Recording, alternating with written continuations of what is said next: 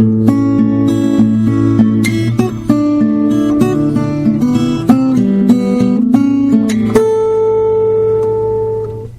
to the 61st installment of Ear to the Ground, the Land Stewardship Project's audio podcast on family farming, sustainable agriculture, local food systems, and local democracy. I'm Brian DeVore, editor of the Land Stewardship Letter. Green Acres is a Minnesota program that allows the taxable value of farmland to be lowered when it is being driven up due to development pressures. Since it was first created in 1967 by the Minnesota legislature, the program has helped thousands of farmers producing food on millions of acres of land to not be priced out of the region by property taxes that have nothing to do with the price of corn, beef, vegetables, or milk. But changes were made to the program during the 2008 session of the Minnesota legislature, with no meaningful input from farmers and almost no opportunity for public input. The changes make a distinction between productive and non-productive land, and so-called non-productive land is ineligible for green acres. This makes wooded acreage, wetlands, and other parts of a working farm that are not tillable, but a necessary part of good stewardship, potentially ineligible. The distinction between productive and non-productive is antiquated thinking that is reminiscent of a fence row to fence row mentality. Another change is that a transfer, not a sale, of land triggers a payback of back taxes on so-called non-productive land.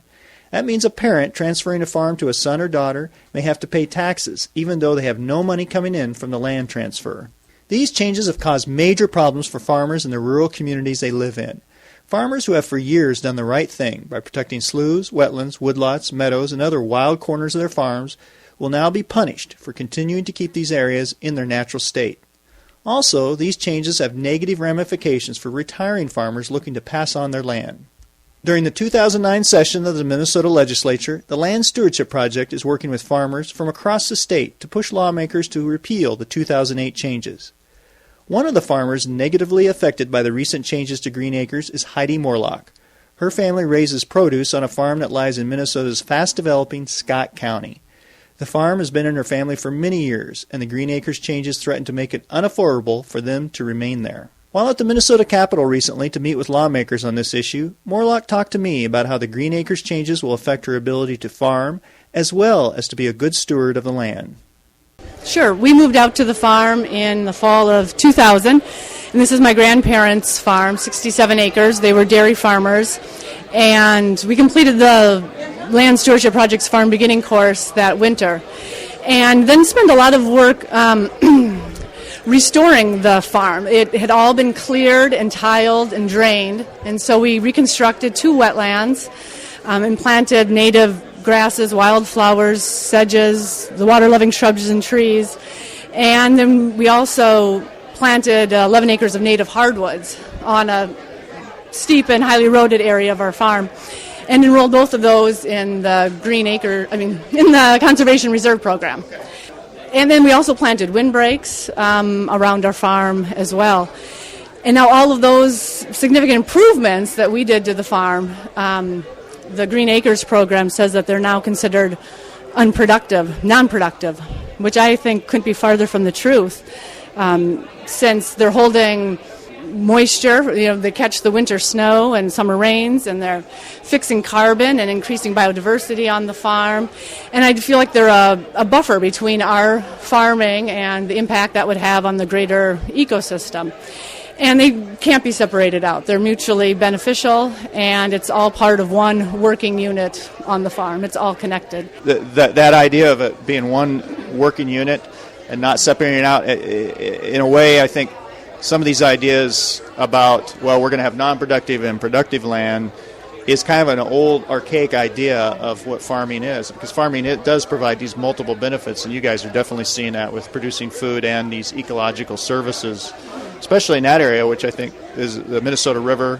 You're near the Minnesota River in that area there. Yeah, exactly. I mean, and even conventional farmers around me have streams running through their farm and woodlands, and they've planted buffer strips around their streams, and all of that will be considered non-productive and taxed at the market value, which in our county, being part of the 7-county metro area, is significant, since land values go all the way up to $67,000 an acre. Yeah, because that's another issue. That's a fast-growing area. It's kind of in the metro area. It's a very fast-developing area, isn't it? Yeah, we're in the 7-county metro area, and we were the fastest-growing county in the state of Minnesota and the 12th fastest in in the nation. This will also affect us with the land transfer issue, because my mom owns the farm. Like I mentioned earlier, we don't have health insurance, which is another issue Land Stewardship Project is working on, thankfully. But when she does transfer the land to us, even though we're going to plan and keep farming it and we're not going to sell any of it, all of the non-productive land, all the non-productive land, we'll have to pay 7 years of back taxes on that land. Even though, like I said, we're not selling it and we won't get any money from this land transfer. But then the other thing I just learned is that we're going to have to reapply to the entire program at that point, and then none of it will be grandfathered in. Not only the non-productive land, but also all of our land in CRP, which will then be taxed at the market value as well. Can you give me an idea what would be the difference between the market value and the value that you'd be paying it on based on the agricultural value? What's going to be the finances there? I haven't been able to figure out that question. I think the Green Acres brings our land values to $3,400 an acre. Is that correct? Based on land values in southwest Minnesota. And then they value everything differently. Woodland, because they can put houses on that and develop, is valued more.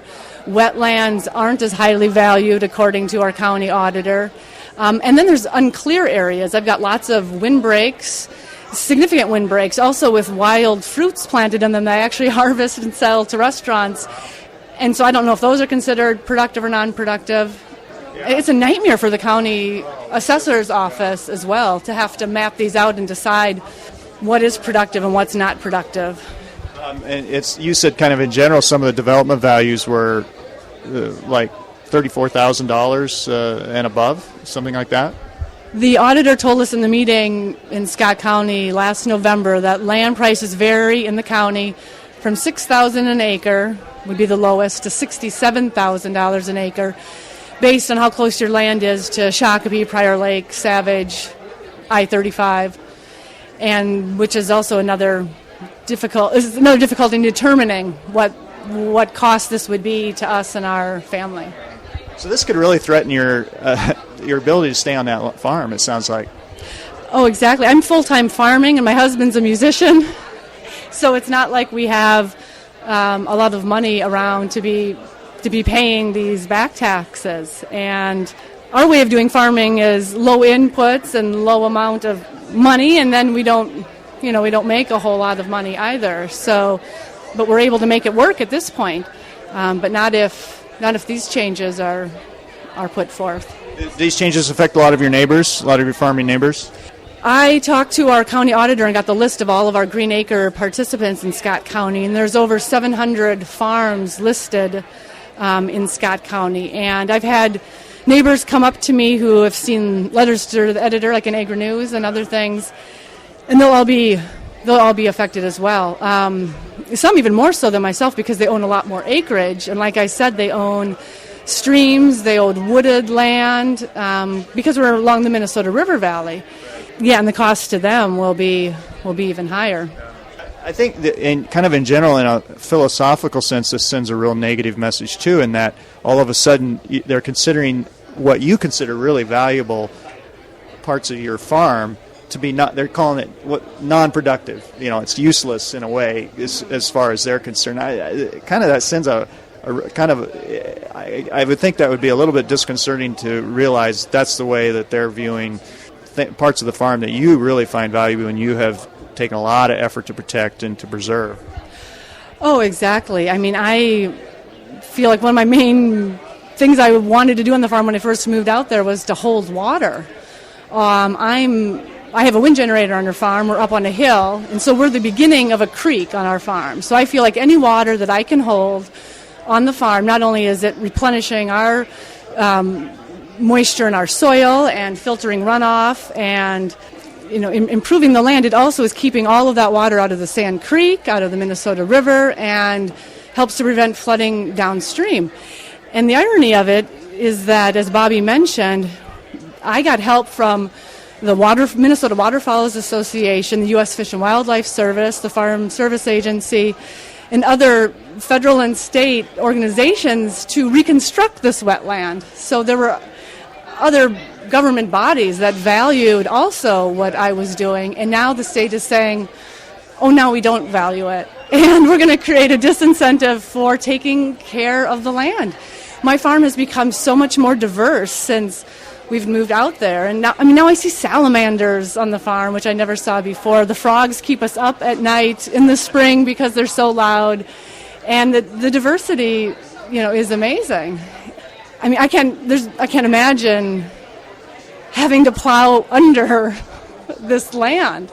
I have pictures of what it was before versus how amazing it looks now, and it's been a reminder to me of how fast nature can recover, if we're working with nature rather than against. And that's why I'm happy that LSP and all of these folks here are working to try to repeal these changes immediately. Though I've known some farmers who have already had made decisions based on what the state said and related to transferring their farm and other decisions and to plowing under trees, and so that makes me very sad, and I just wish they would repeal this now so that the farmers could stop making decisions based on poor legislation.